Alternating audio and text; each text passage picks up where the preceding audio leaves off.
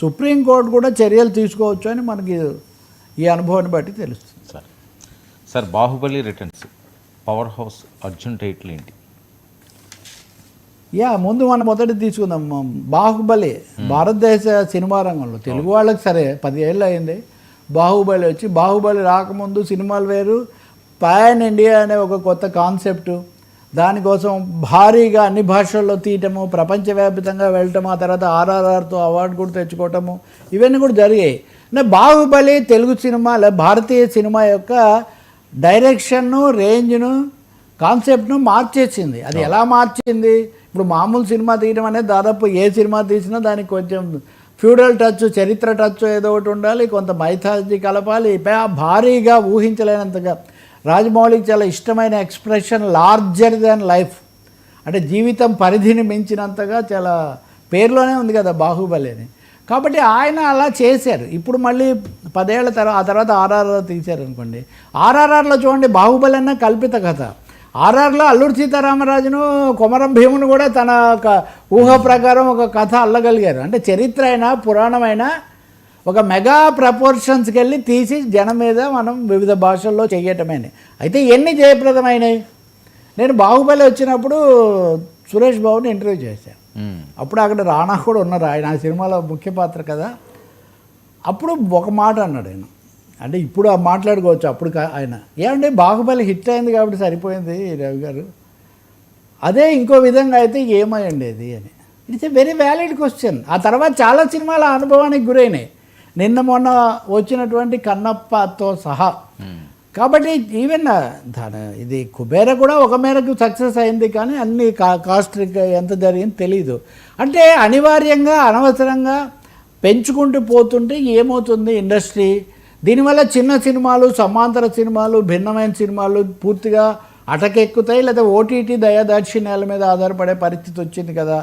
ఓటీటీని వదిలేస్తున్నారంటే మొన్న వాళ్ళు ఎవరో ఓటీటీ ఆ ఈటీవీలో ఒక సినిమా ఏదో rank national first ranker, all India ranker అనే సినిమా వస్తే దాంట్లో ఒక కులాన్ని అవమానించారని పెద్ద దుమారం. ఆ కులం దాని మీద ఎన్ని చూసానో, ఏ కుల భాష ఎలా నడిచిందో మనం చెప్పలేము. అంటే ఓటీటీ అనేసరికి ఆ మల్టీనేషనల్ వాళ్ళన్నా ఒప్పుకోవాలి, లేకపోతే స్థానికంగా ఉన్న యజమానులన్నా ఒప్పుకోవాలి. దీనివల్ల చిన్న నిర్మాతలు, చిన్న నటీనటులు అసలు అది బాగా పక్కదో పట్టిపోయిన ఒక పరిస్థితి. సో ఇప్పుడు బాహుబలి 2 భాగాలు కలిపి, Baahubali the conclusion, Baahubali the beginning 2 కలిపి బాహుబలి ది ఎపిక్ అనే పేరుతో ఒక సినిమాగా విడుదల చేస్తున్నట్ట. ఇది 5 గంటల చిల్లర ఉంటుందని. ఇంగ్లీష్లో కూడా చాలా ఫేమస్ అయిన సినిమాలను, సిరీస్గా వచ్చిన వాటిని కలిపి తీయటం ఉంటుంది. 2 ఇంటర్వెల్స్ ఇస్తుంటారు.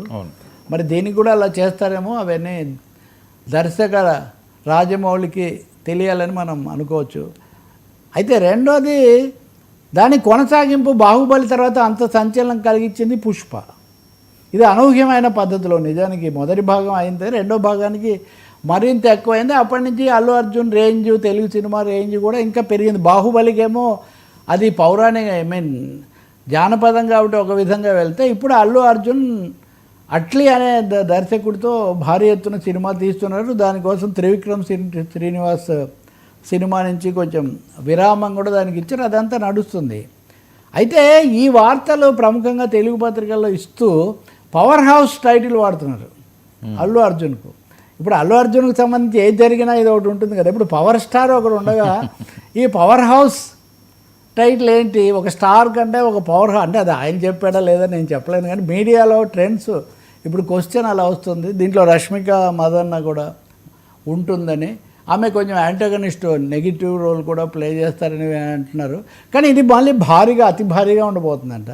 ఇది ఎక్కువగా ఆకాశ వీధుల్లోనే సాగే అతి భారీ చిత్రం అట.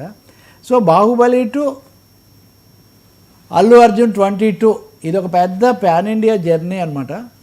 దీంట్లో నుంచి ఆర్థికంగా లేకపోతే అంతర్జాతీయంగా వచ్చే మంచిని మనం ఎంజాయ్ చేస్తూనే మన సినిమాలు, మన వేళ్ళు వాటిని మళ్ళీ వెతుక్కునే ప్రయత్నం కూడా మనం చేయాల్సి ఉంటుంది. ఎందుకంటే అదే రాజమౌళి మర్యాద రామన్న లాంటి అతి సాధారణమైన సునీల్తో కూడా, ఈగతో కూడా, నేను అప్పుడే అన్నాను, నేను అప్పుడు మగధీర తీశాడు ఆయన ఏదో ఫంక్షన్లో ఉంటే, మగధీరే కాదు ఈగధీర కూడా తీయగలని రాజమౌళి నిరూపించారు అని. ఇప్పుడు మరి బాహుబలి దీని తర్వాత ఎలాంటివి వస్తాయో మనం చూడాలి. మహేష్ బాబు సినిమా ఆయనది ఒకటి నడుస్తుంది, ఇప్పుడు అల్లు అర్జున్, ఈ లోపల మన హరిహర వీరమల్లు ఆ కథలు కూడా నడుస్తున్నాయి. సో పరిశ్రమలో ఇన్ని రకాలైన ట్విస్టులు లేదా భారీ ట్విస్టులు రాబోతున్నట్టు కనిపిస్తుంది. ఎప్పుడైతే 100 కోట్లు అన్నారో తారలు మారుతారు, స్టార్లు మారుతారు, ఇవన్నీ చాలా జరుగుతుంది.